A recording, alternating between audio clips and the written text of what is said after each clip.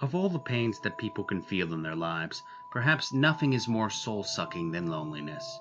Human beings are naturally social animals who seek connections and relationships to fulfill our emotional needs. In a way, you could see this love as selfish, yet it also really asks something of us, great compassion and empathy. To truly care about another human being means being able to love them, almost unconditionally, for the person whom they are. We all seek this unconditional love, but as we grow older, it's harder for many of us to find. We all seek the love of our mothers and the approval of our fathers, those who sacrificed for us, for our own sake and not their own. To cut people off from this sort of love casts them into sort of a endless darkness, one of directionless wander. I think that's why Senko the Helpful Fox is so unwaveringly heartwarming, yet consequently sad. If you're not aware, Senko the Helpful Fox is an anime that came out in the first half of 2019. It follows an overworked salaryman named Nakano and his general misery and isolation from meeting. He lives alone and works himself near to death just to come home to an empty house, eat shitty noodles, and pass out to do it all over again. He seems perpetually trapped in a cycle of pointless toiling, to no ends but to continue the toiling itself.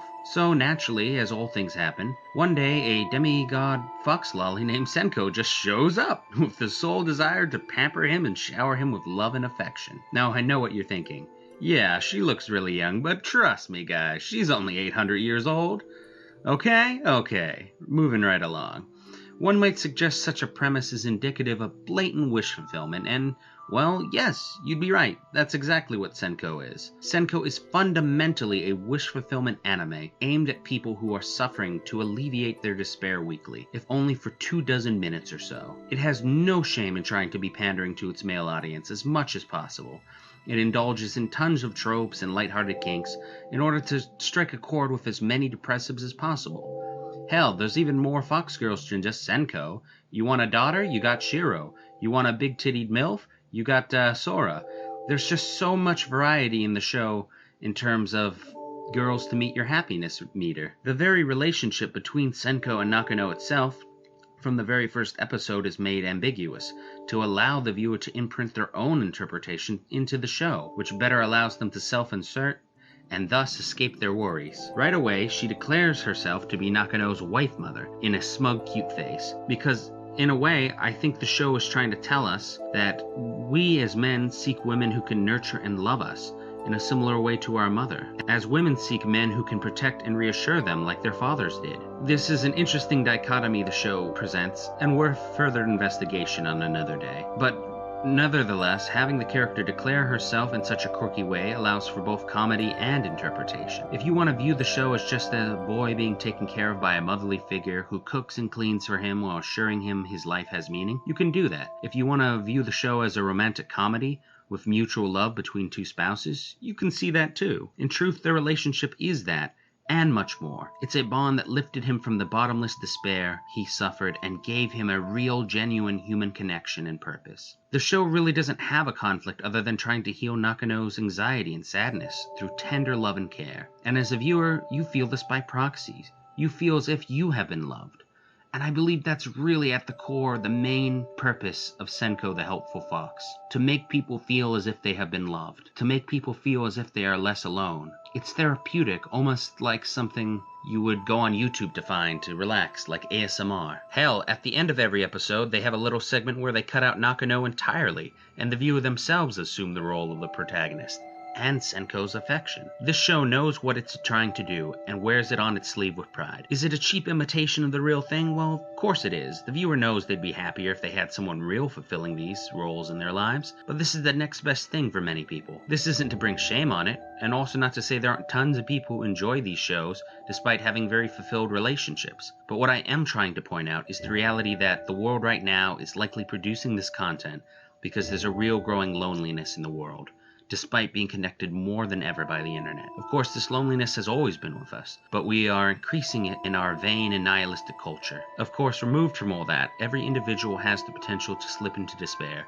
and there's no shame in having a silly show to make it a little less crappy. In the last few months, I lost my girlfriend of many years. The pain, the sadness, and the directionless absurdity of how the relationship ended drove me down an abyss of despair. The next day I got a fight with a man who verbally insulted me and then assaulted me for being white. Don't worry, I kicked his ass, but then about a week later I had my $1,000 plus laptop stolen from me. And right as I was about to start making videos too. I had to wait to make new videos until my laptop got here. I'll be honest, Senko has been an incredible ray of light in my very dreary life that just keeps screwing me as of late. To come home and watch an episode of someone being lifted from their despair, it's honestly gratifying in just the best way. I feel like I've become the main character. I just haven't gotten my pretty girl yet. Send Gray, she's best girl. Regardless, I've started a very grueling schedule of work and school, and I don't really have a lot of time to myself. So just having a good 24 minutes to relax and watch a show with no conflict or tension, it's just utterly gratifying and fulfilling. So, what's the takeaway of these kind of shows? Are they good? Are they bad? What are their real value to society? Well, in summation, I would say that they should be viewed as an example of how we should treat one another, a goal upon which we seek after, rather than sitting on our own hands and letting pass us by. If you want people to love you, then you have to go out and seek it. Most likely someone isn't going to show up at your door willing to pamper you, but you can use the example Senko sets as a way to better express your heart to others. Be useful, be kind, express your virtues to those whom you want to connect with. Find someone who can tend to your needs and who in turn you can show gratitude towards, just as Nakano does towards Senko. It's okay to enjoy a show about wish fulfillment, but understand fulfilling the wish is the goal which you have to strive for, and getting there is more complicated here in reality. We fear rejection, abandonment, and isolation, yet when we watch Senko, we see the truth of how wonderful others can be, and the reality that without those things, we are already living in rejection, abandonment, and isolation. These kind of shows are a lighthouse that remind us why we push past such hesitations and anxieties.